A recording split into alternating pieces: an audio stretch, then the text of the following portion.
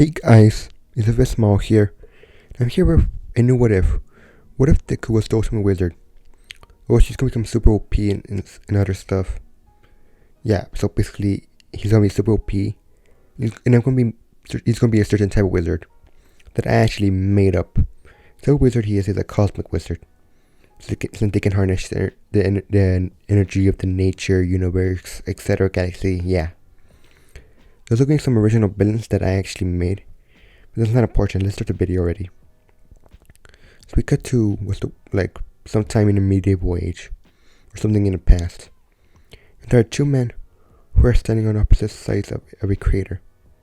In a crater there are an injured knight, some sort of black armor, a monster, and a bird-like humanoid, and some sort of dark priestess.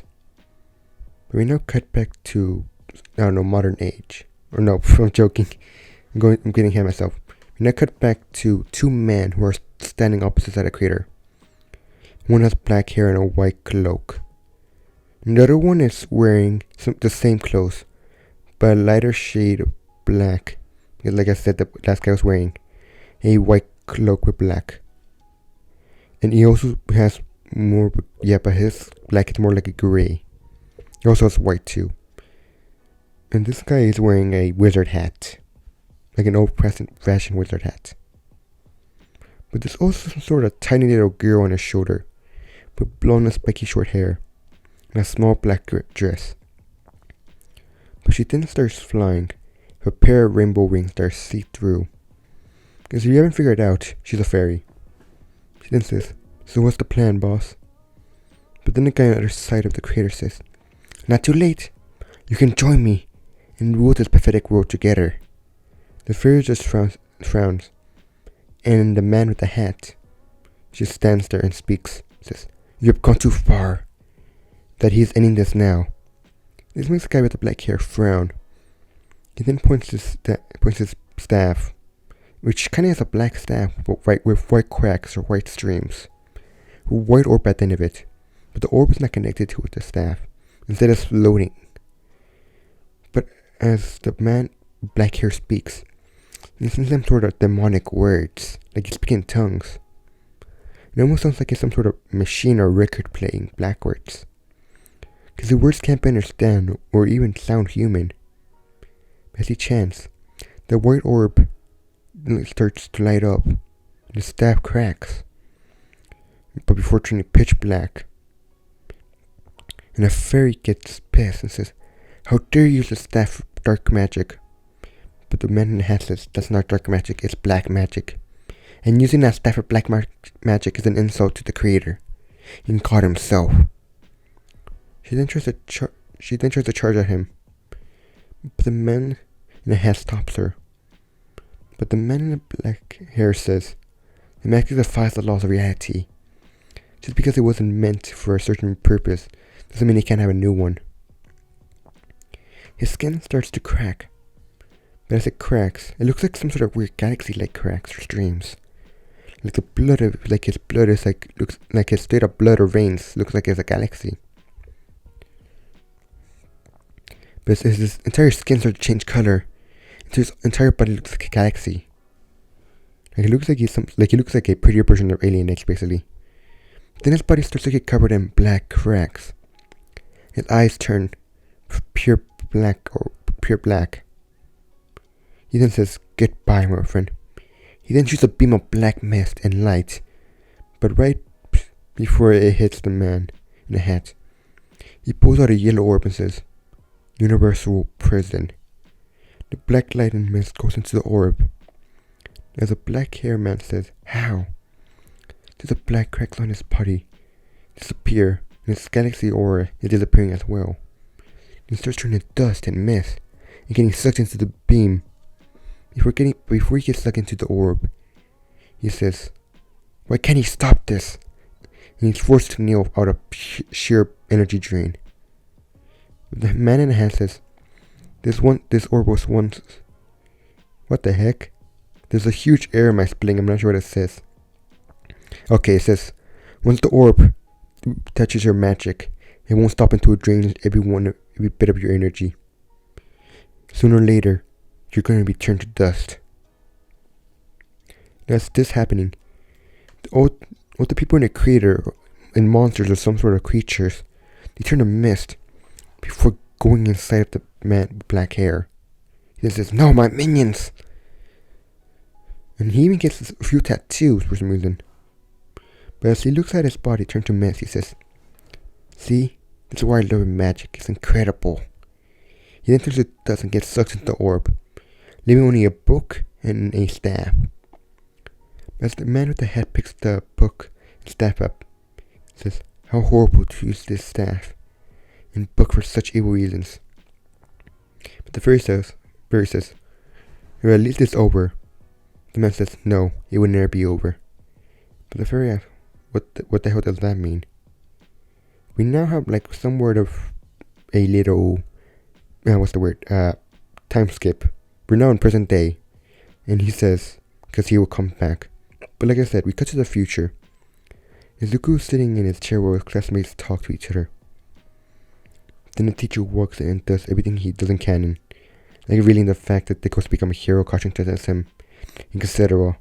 In one's class is over, Caution threatens Deku again, and tells him to kill himself. But like I said, this universe is different. Because in this universe, Deku is slightly different. In this universe, because instead of going home, he actually walks through the roof. And actually stands at the edge and actually thinks to himself, maybe he should live his life. Hope for a quick in his next life. But before he takes a step, he hears, "Fate has different plans." And Deku's like, "Wait, what?" And he looks around, but he doesn't see anything. Thinking to himself, "Someone's just probably pranking me." And thinks, "What am I thinking?" And he starts walking home. And guys, then Deku leaves a little bit later. He actually doesn't run into the Slytherin. No one actually catches him. But as he goes home, he sees that it's getting cloudy.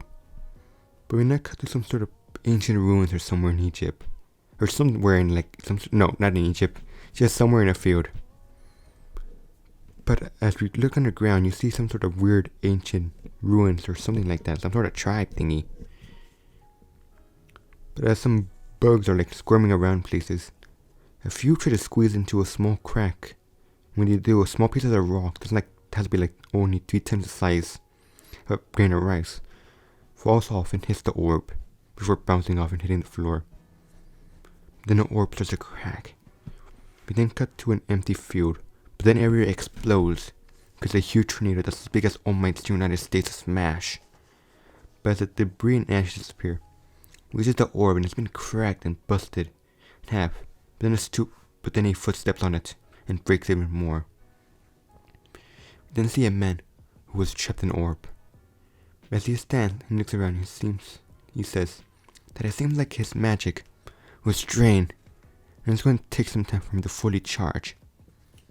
But then he hears a truck and some people walk out and look around, trying to see if anybody's okay.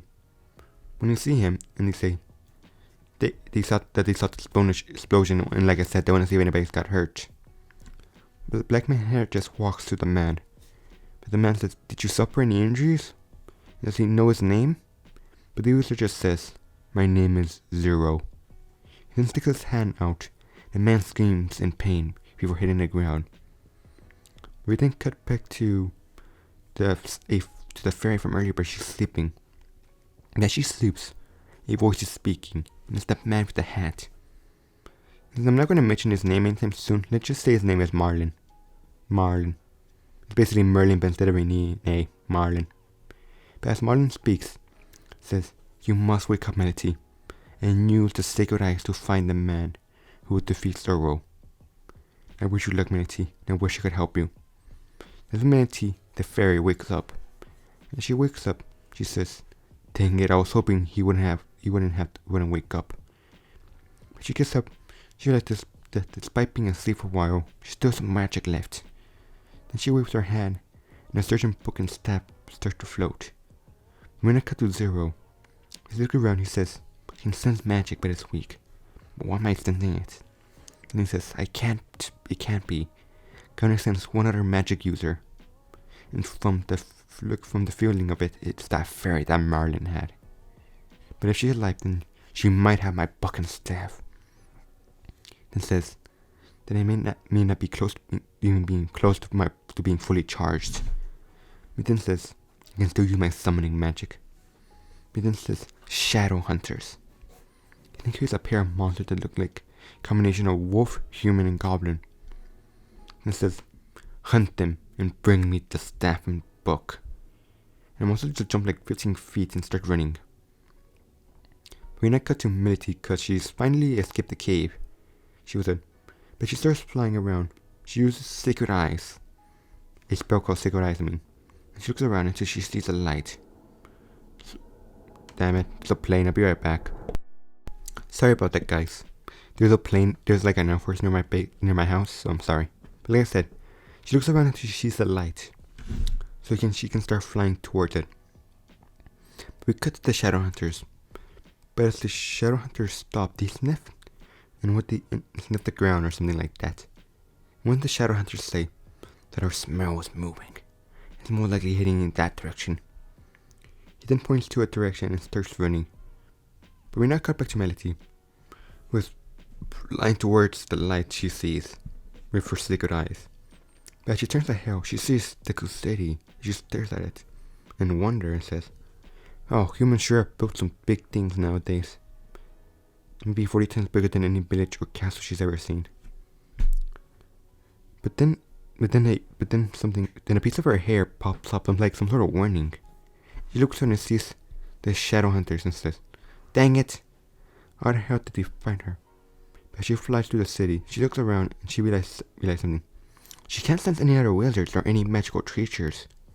Then she realizes the reason the Shadow Hunters can find her so quickly because she's the only one using magic. It's literally like holding a torch in a dark cave.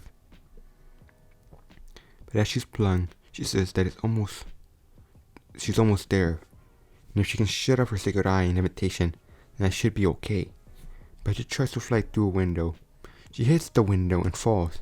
She says, "What the hell is this thing? Some sort of barrier?" Because for some reason a fairy can't see glass. But as she's hitting the window, she's screaming, "Let me in! I'm not strong enough to fight these guys." That's when somebody opens the door. And you guessed it, it's Midoriya. Melody says, "You have to let me in. If they catch me, they're gonna kill me." Dang it. Sorry guys, I'm not feeling well. But as Deku thinks about it for a second himself, this girl's quirk might make her look like a fairy, which is weird. She actually might need help. She says, "Oh, okay, I'll call the tech, please get inside." And he says, "The what?" She says, "Quick, they go like, "I'll call the police." And she's like, "What the hell, the police?" But before Deku can ask, she's like, "Quickly, get down." She pulls Deku down. But as she turns off Sacred Eyes and her levitation, Deku asks, "Why? Why did he hear?" But then he hears something. Just when he sees the Shadow Hunters on the railings near Deku's apartment, while one climbs up the building. But as Deku says, "What type of quirk is that?" Melody says, "What's a quirk?" And those are not quirk. Whatever those are, they're Shadow Hunters.